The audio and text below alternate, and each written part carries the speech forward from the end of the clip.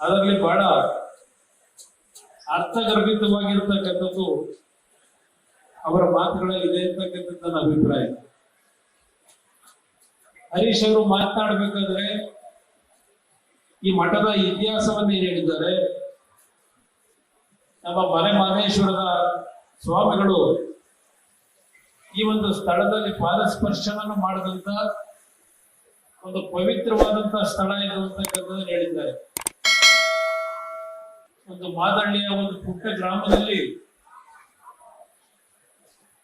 ಈ ಒಂದು ಗ್ರಾಮದ ಮತ್ತು ಸುತ್ತಮುತ್ತಲ ಹಳ್ಳಿಯ ನಮ್ಮ ಶಾಲೆಗಳಲ್ಲಿ ಏನು ಕೊರತೆಗಳಿದೆ ಆ ಕೊರತೆಯನ್ನ ಇವತ್ತು ದೂರ ಸರಿಸ್ತಕ್ಕಂಥ ನಿಟ್ಟಿನಲ್ಲಿ ಈ ಒಂದು ಕ್ಷೇತ್ರದಿಂದ ಸುಮಾರು 250ಕ್ಕೂ ಹೆಚ್ಚಿನ ಮಕ್ಕಳಿಗೆ ವಿದ್ಯೆಯನ್ನು ಕೊಡ್ತಕ್ಕಂಥದ್ರಲ್ಲಿ ಈ ಮಠದಲ್ಲಿ ಇವತ್ತು ಪರಮ ಪೂಜ್ಯರು ಏನೋ ಒಂದು ಕಾರ್ಯಕ್ರಮವನ್ನು ಹಮ್ಮಿಕೊಂಡಿದ್ದಾರೆ. ಬಹುಶಃ ಈ ಕ್ಷೇತ್ರದ ಅಭಿವೃದ್ಧಿಗೆ ನಮ್ಮ ಸುತ್ತೂರು ಬುದ್ಧಿಯವರು, ಸಿದ್ಧಗಂಗಾ ಸ್ವಾಮೀಜಿಯವರು ದೊಡ್ಡ ಮಟ್ಟದಲ್ಲಿ ಅವರಿಗೆ ಸಹಕಾರವನ್ನು ನೀಡಿದ್ದಾರೆ ಅಂತಕ್ಕಂಥದ್ದು ನನ್ನ ಅಭಿಪ್ರಾಯ. ಇವತ್ತಿನ ಸಮಾಜ ಯಾವ ದಿಕ್ಕಿನಲ್ಲಿ ಹೋಗ್ತಾ ಇದೆ, ಯಾವೊಂದು ಗ್ರಾಮೀಣ ಪ್ರದೇಶದಲ್ಲಿ ಅದು ನಗರ ಪ್ರದೇಶವೂ ಒಳಗೊಂಡಂತೆ ನಮ್ಮ ದೇಶದ ಇತಿಹಾಸ ಏನಿದೆ,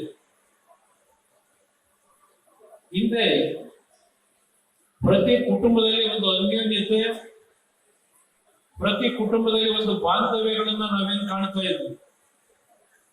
ಗುರು ಹಿರಿಯರಲ್ಲಿ ಭಕ್ತಿಯನ್ನ ನಾವು ಕೊಡ್ತಕ್ಕಂಥದ್ದು, ಜನ್ಮ ಕೊಟ್ಟಂತ ತಂದೆ ತಾಯಿಯಂದರು ಜೊತೆಯಲ್ಲಿ ಹುಟ್ಟಿರ್ತಕ್ಕಂಥ ಒಡ ಹುಟ್ಟಿದವರು ಎಲ್ಲರೂ ಒಂದು ಅತ್ಯುತ್ತಮವಾದಂತಹ ಜೀವನವನ್ನ ನಿರ್ವಹಣೆ ಮಾಡ್ತಾ ಇದ್ದಂತ ದಿನಗಳು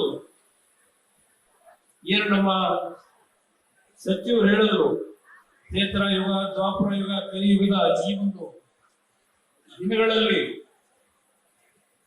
ಈ ಕಲಿಯುಗದಲ್ಲಿ ಯಾವೊಂದು ಹಿಂದೆ ನಮ್ಮ ಹಿಂದೂ ಸಂಸ್ಕೃತಿ, ಹಿಂದೂ ಅಂದ್ರೆ ಹಿಂದೂ ಸಂಸ್ಕೃತಿಯಲ್ಲಿ ಯಾರು ಅಪಾರ್ಥ ಮಾಡ್ಕೋಬೇಡಿ, ಯಾವ ರೀತಿಯಲ್ಲಿ ನಮ್ಮ ದೇಶದ ಸಂಸ್ಕೃತಿ ಇತ್ತು, ನಮ್ಮ ಹಳ್ಳಿಗಳು ಒಂದು ನೆಮ್ಮದಿಯ ಬದುಕನ್ನ ನಾವೇನು ಕಾಣ್ತಾ ಇದ್ವು,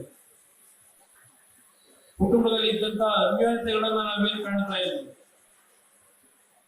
ಇವತ್ತು ಎಲ್ಲಾ ರೀತಿಯ ಸೌಕರ್ಯಗಳು ನಾವು ಕಾಣ್ತಾ ಇದ್ದೇವೆ, ಎಲ್ಲ ರೀತಿಯ ಮೂಲಭೂತ ಸೌಕರ್ಯಗಳು. ಹಿಂದಿನ ಕಾಲದಲ್ಲಿ ಗ್ರಾಮೀಣ ಪ್ರದೇಶದಲ್ಲಿ ಒಂದು ರಸ್ತೆಗಳು ಇರ್ತಿರ್ಲಿಲ್ಲ, ವಿದ್ಯುತ್ ಶಕ್ತಿಯ ಸಮಸ್ಯೆ, ಕುಡಿಯೋ ನೀರಿನ ಸಮಸ್ಯೆ.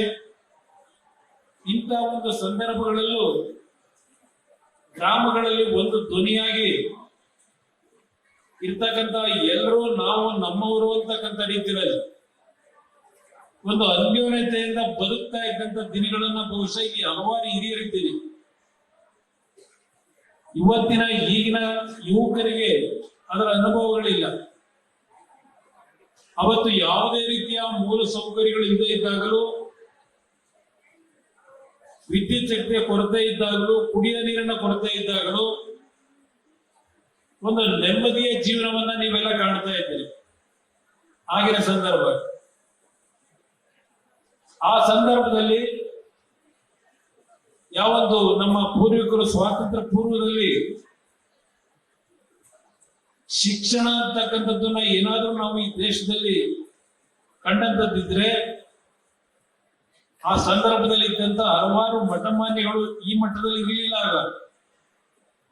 ಆಗ ಹಳ್ಳಿಗಳಿಗೆ ಹೋಗಿ ಯಾವೊಂದು ಭಿಕ್ಷಾಟನೆಯನ್ನ ಮಾಡಿ ಜನಸಾಮಾನ್ಯರು ಕೊಡ್ತಕ್ಕಂಥ ಆ ಒಂದು ಬೆಳೆದಂತ, ನಮ್ಮ ರೈತರು ಬೆಳೆದಂತ ವಸ್ತುಗಳನ್ನ ಅವರು ಕೊಡ್ತಕ್ಕಂಥದ್ದನ್ನ ಪ್ರಾಮಾಣಿಕವಾಗಿ ಅದೆಲ್ಲವನ್ನ ಮತ್ತೆ ಜನತೆಗೆ, ಬಡವರಿಗೆ ಸಮರ್ಪಣೆ ಮಾಡ್ತಾ ಇದ್ದಂತ ಮಠಗಳು ಹಂತ ಹಂತವಾಗಿ ಈ ದೇಶದಲ್ಲಿ ಶಿಕ್ಷಣವನ್ನ ಕೊಡ್ತಕ್ಕಂಥದ್ದು ಅಷ್ಟೇ ಅಲ್ಲ, ಹಲವಾರು ರೀತಿಯ ಈ ಸಮಾಜದ ಏಳಿಗೆಗೆ, ಈ ಸಮಾಜದಲ್ಲಿ ಒಂದು ಒಳ್ಳೆಯ ಭಾವನೆಗಳನ್ನು ಮೂಡಿಸಲಿಕ್ಕೆ ನಮ್ಮ ಮಠಗಳ ಒಂದು ಕೊಡುಗೆ ಬಹಳ ದೊಡ್ಡದಿದೆ. ಲೇಟೆಸ್ಟ್ ಹಾಗೂ ಇಂಟ್ರೆಸ್ಟಿಂಗ್ ಸುದ್ದಿಗಳಿಗಾಗಿ ಬಾಸ್ ಟಿವಿ ಕನ್ನಡ ಚಾನೆಲ್ನ ಸಬ್ಸ್ಕ್ರೈಬ್ ಮಾಡಿ. ಹಾಗೆಯೇ ಬೆಲ್ ಐಕಾನ್ ಪ್ರೆಸ್ ಮಾಡಿ. ಇದರ ಜೊತೆಗೆ ಫೇಸ್ಬುಕ್, ಇನ್ಸ್ಟಾಗ್ರಾಮ್, ಎಕ್ಸ್ನಲ್ಲೂ ಮಿಸ್ ಮಾಡದೆ ಫಾಲೋ ಮಾಡಿ.